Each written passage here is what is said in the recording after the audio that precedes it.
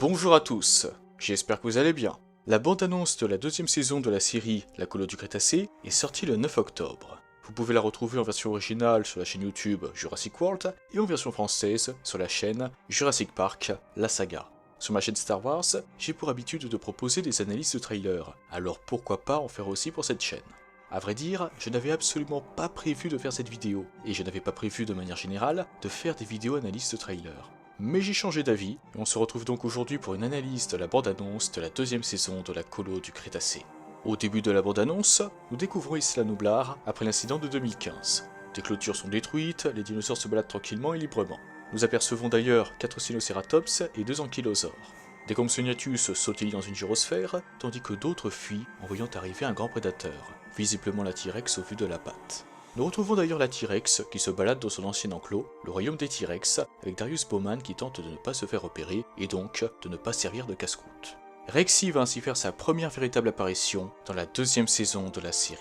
Nous découvrons par la suite un autre prédateur qui, tout comme Rexy, n'est pas apparu dans la première saison, le Baryonyx. La scène se déroule dans un bâtiment, peut-être un laboratoire, et Brooklyn, Yasmina et Sammy sont également présentes. Ce qu'il faut savoir, c'est que 3 Baryonyx différents, prévus pour apparaître dans la série, ont été révélés sous forme de figurines. Les 3 Baryonyx se nomment Grim, Chaos et Limbo. Le premier est beige avec une partie de la tête et le dos qui sont verts, le deuxième est lui aussi beige mais avec le dos bleu, tandis que le troisième est vert avec une partie de la tête et le dos qui sont marrons. On note au passage que le Baryonyx de la bande-annonce correspond plutôt à Chaos. Nous verrons si c'est effectivement le cas lors de l'arrivée de cette nouvelle saison.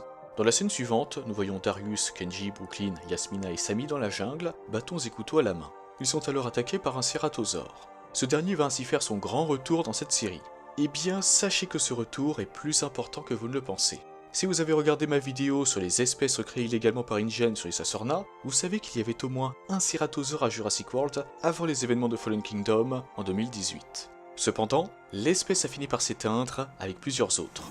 Comme l'explique le Dinosaur Protection Group dans son article « Sauver les carnivores d'Isla Nublar », l'incident de 2015 a conduit à la libération de nombreux carnivores, comme la tyrannosaure, les baryonyx, les carnotaures, les allosaures, les suchomimus, les metriacanthosaures et bien d'autres. Isla Nublar est bien plus petite qu'Isla Sorna, et c'est tout le problème. Tous les carnivores doivent cohabiter sur cette île, et donc forcément, cela conduit à des affrontements mortels entre les prédateurs qui provoquent l'extinction de certaines espèces. Le cératosaure fait partie de ces espèces éteintes. Il ne serait donc pas surprenant que nous assistions à la mort du cératosaure dans la série La Colo du Crétacé. Au passage, on constate que le cératosaure de la bande-annonce possède une peau de couleur rouge et un corps beige, ce qui correspond aux couleurs de ce dinosaure dans Jurassic Park 3. Étant donné que plusieurs dinosaures du site B ont été amenés sur le site A pour servir d'attraction à Jurassic World, il se peut que ce cératosaure vienne d'Isla Sorna. Ce qui est également intéressant avec la liste du DPG, c'est que le spinosaure est présent sur celle-ci, ce qui signifie qu'il y en avait au moins un sur Isla Nublar à un certain moment avant les événements de Fallen Kingdom. Peut-être même que c'est celui de Jurassic Park 3. Quoi qu'il en soit, si vous regardez la liste, vous constaterez que le spinosaure est certes présent, mais fait malgré tout partie des espèces qui ont fini par s'éteindre. Quelque chose est donc arrivé au spinosaure avant 2018, et l'hypothèse la plus probable concernant sa disparition est qu'il se soit retrouvé confronté à un autre prédateur. Il n'y a que 2 animaux d'Isla Nublar qui pourraient affronter et tuer un spinosaure. Le premier, c'est le mosasaure. Dans ce cas-ci, on est plutôt sur tuer purement et simplement. Ce serait un peu bête comme mort pour le spinosaure, mais c'est une hypothèse envisagée. Quant au second, il s'agit de la seule et unique tyrannosaure de l'île, Rexy.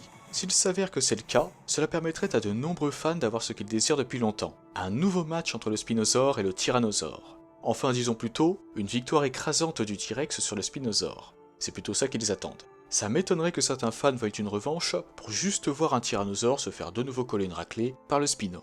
S'il devait y avoir un match entre Rexy et un spinosaure, il est très probable que cela se produise dans la Colo du Crétacé. Quoi qu'il en soit, gardez bien ça à l'esprit. Il y avait au moins un spinosaure sur Isla Nublar avant les événements de Fallen Kingdom, avant que le dinosaure ne finisse par s'éteindre.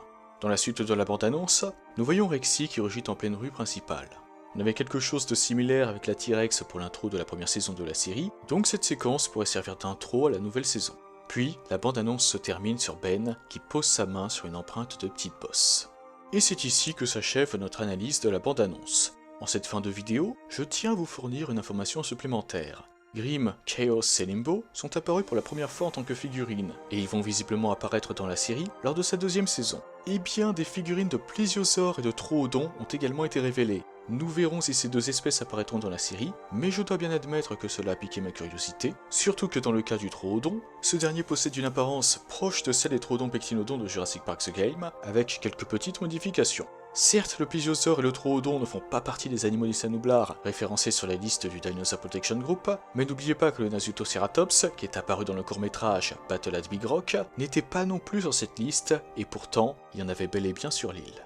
Dans tous les cas, la deuxième saison de la Colo du Crétacé arrivera en 2021, et celle-ci répondra peut-être à certaines de nos questions. De mon côté, je vous remercie d'avoir suivi mon analyse aujourd'hui. J'espère qu'elle vous a plu, et n'hésitez pas à me donner vos attentes, vos prédictions et théories pour cette deuxième saison en commentaire. C'est avec plaisir que j'en discuterai avec vous.